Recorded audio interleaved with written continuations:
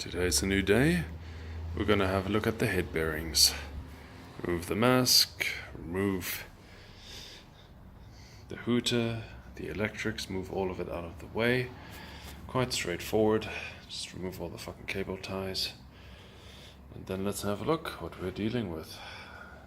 Okay, so we just need to loosen this nut and the rest should just plump down. Let's see if it happens. Okay, little game. Press the like button if you thought these bearings were going to be A-okay. This is the time when you catch a break, when you don't have to replace it. I know I'm not going to get a single like, because these things are fucked. Fuck it. That's grit in there. The grease was white at one point. LM2. There's even quite a bit of play on it. And there's a crunching sound. Obviously this bearing would be worse because pressure washer, everything is forced into it. Hasn't moved a damn inch. And its twin, which is at the bottom of the triple clamp, double, whatever clamp, is also not doing anything. So I put him in the freezer. Let's see how he likes that. You see this? It took me half an hour of wailing on it. This is the lower bearing. It finally popped loose. How? Brute force. That's how. I had to pop this entire thing in the freezer for 15 minutes, then light this thing on fire using a little torch, and then going absolutely apeshit on it. Get these bloody bearing cups out. There's no, indentation where your screwdriver could get in. I even tried wedging a screwdriver in here. It's not moving. And this bloody fork lock is in the way. Ideally, something... You can't, because ideally maybe we can push this in and No, there's no real ledge to grab this as. And this is high tensile steel. By the way, wear goggles. This shit. 2.5 hours of my life to get one of these fucking racers out. And how? I took a Dremel, created a notch so I could grip it. Alright. And now for your brother. Tried dremeling it, but this thing is rock solid. So, same story. Dremel a notch, and let's go. The Dremel cut weakened it, so when I hit it one more time, just cracked. Flexibility, and I could knock it out easier. Still didn't want to budge, huh? The amount of maintenance I'm doing here, this bike doesn't need to do... You don't need to do anything to this bike for the next 20,000, except oil change and all that. Let's analyze the situation. Why was it? Ignore the blood, please. There, that's rough machining. This was the problem. Basically, the factory put these things in, and you can feel it still. Uneven ridges, which grip it. Hey, 100%. If you want something not to come out of there, that's fine. So we need to smooth that down. 400, maybe 800 grit sandpaper. Oh, the top, okay. Dremeling has its disadvantages, but it's out at least. And of course, this is the steering lock. It's a throwback, regardless. Okay, we need to sand all of this down. When the bearings come, we lightly grease this, and we pack this thing so full of grease. That's the 5mm oil seal, and that is an 8mm. Temporary solution. Luckily, it's on this side, and the axle goes straight through, no problem. So, at least that's keeping it safe. If it was on the other side, the spacer would not have fit. So, temporary solution until 2019 when we get stock of this one. Because this one, no, rather not. So, now, onto the head bearings. First thing we do, we sandpaper everything smooth inside. These are the bearings. These are the OEM Timken. That's what I like about Timken. They give you this rubber sleeve. And then I've got from BTC for the other one. BTC, it's basically a trading company in India, so quality here is suspect. They're both the same. Timken obviously looking the better quality with that insert, but spacing wise everything 100%. And this is the OEM Timken. So let's see if it works. Price wise, Timken 255 and the other one 208, call it. So a little bit cheaper. But big shout out to Boston Bearings. Okay, lightly greased. And we're going to use the old bearing just to gently knock it in there again. We're also using a very fine hammer. Remember to keep it level, gentlemen, because once it goes like that, gotta hit that out again. So let's do it. Okay, best thing I ever did when I cut this ring, because you can crush it and take it out again, because if you try to use the old one, you're going to drive it in there and you're not going to get it out. Speaking of never getting out, there is a thick point here and here. So this thing, you could hit it like this, it kept bouncing out. So to circumvent that, I froze this thing in the freezer for 15 minutes, took it out, plunked that on, and now nearly in there. That lip needs to disappear, and then we're going to grease this shit up all the way to the top, and then we're going to go at the bottom. And this is my new favorite tool. Same story, frozen and putting it in. Yeah. Get everything started.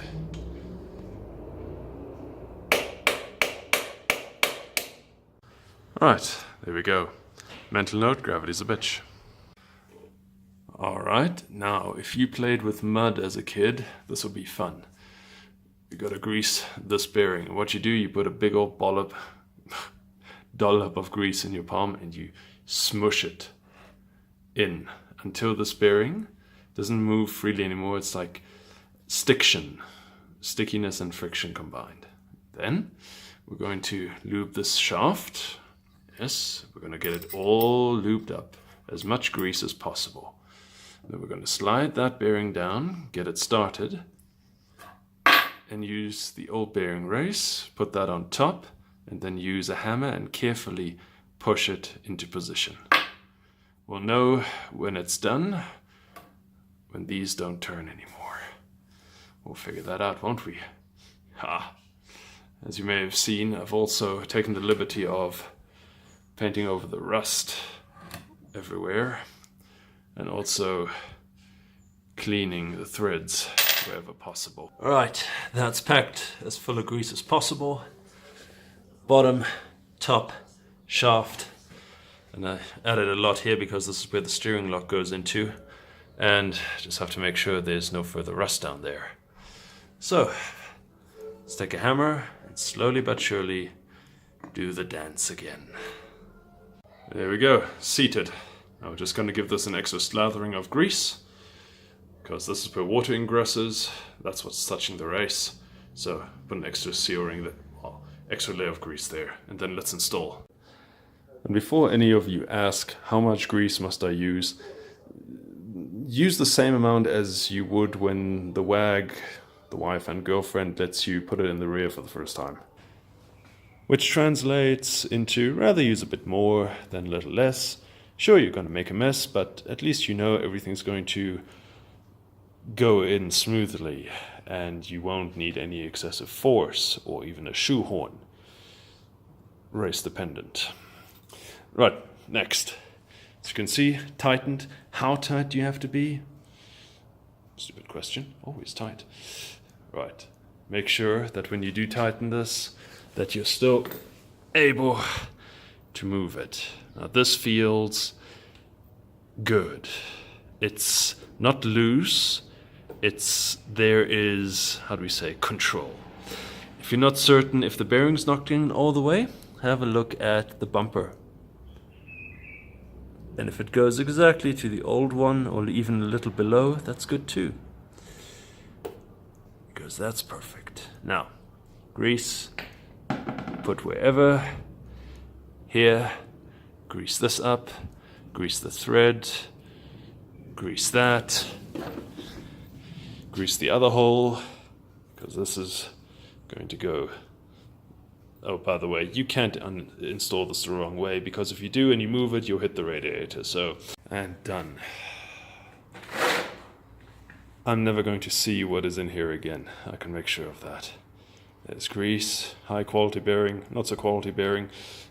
Let's call it, it balances out okay.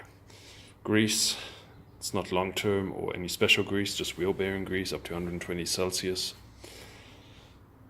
Put a bit of grease in here to stop the rust, although it's been painted. This one, just hand tighten, because we need to put the forks in, and there you will need a little bit of leverage. What I would recommend, we put the forks in, we put the wheel in, and when that sort of balances out, then we tighten that, we can add the handlebars too. In the meantime, to get the forks in here, which I'll do now, I'm just going to sandpaper this, clean it with brake cleaner. I bought 3 extra bottles, another 1.5 liters, seeing I went through 1.5 liters already with this damn project. And then slowly insert the forks, then add the tire, axle, everything, and wow, I can't wait to see this. Go to hell and say hi to your mom for me. There we go. Feed that in. If you're having trouble pushing it through, use a flathead screwdriver just to enlarge the gap a little bit. You can also shoot a bit of brake cleaner in between and use it as lubrication, because it evaporates and doesn't leave any residue. It'll be sorted. Then, when it's in, make sure you align this lip or whichever. Some of you like the forks lower, so this would be higher. But make sure everything is lined up. This lip has to coincide with that one, so you're unbalanced. And then just hand tighten everything. Or you can tighten the top ones at least to hold everything in place. But once the wheel is on, we need to bounce the suspension to make sure everything levels out and settles before we do anything else. Okay, else the forks may be skew and your handlebar would then sit like that. It's good to bounce the bike. Ah, that looks brilliant already. Right, wipe down with brake cleaner. All these nuts have got a little bit of copper paste so it doesn't start. This one is grease threaded or thread greased. These we'll add later. Now we're going to put the brake rotor on. Speed sensor, brake rotor. Let's go. There we go. Away with these gold bolts. Stainless steel. Perfect. Some of them are a little bit longer. I noticed that on the forks especially, the original bolts left a space like this when they were tight. That just invites trouble. Dirt, sand, etc. can fly in there. So I went with stainless bolts, which stick out a little, bit more meat, or at least it keeps the thread clean inside. There we go, that already looks tidy. New indicators, Oxfords, the LED relays, tidy, sorted. Huh, looks good now. Huh. Clutch cable is a bit in the way, but we may have to reroute that underneath the handlebars. Yeah, depends. Also cleaned up the brake line.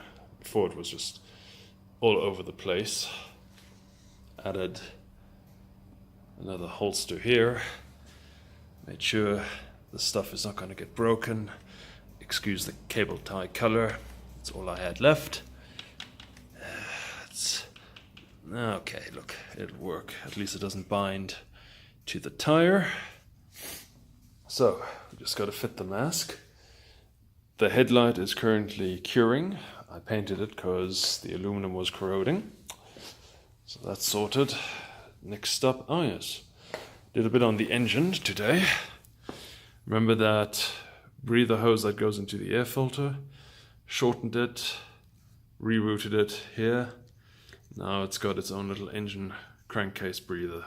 So the tank will sit over that, no problem. Engine heat isn't going to be an issue. It's not going to suck in air. It's basically there just to breathe out. So no issues there. The carb, again, clean whatever, rerouted all the pipes. They'll have to be redone. We'll see how that goes. Battery, new plugs, indicators on the back. Oh, fuel filter, fuel hose. This pipe's still okay, that's perfect. Wash the cylinder heads again. And the shrouds, I gave them a lick of paint too. It's a weird hammered effect, but it makes it unique. Right, so the only thing that's stopping me from putting this thing on the road is the brake rotor and the air filter. They will not arrive this year, so sorry girl. I'm going to do whatever I can to you and mount everything, and we'll take it from there. Depending if I have enough filter material, what we can do, put the airbox here, we'll run we'll run filter material dunked in oil, at least get you started again. Check that your fuel system is running, and we'll do an engine flush with you and fresh oil and filter. So at least you'll be ready to and rearing to go as soon as we get you ready.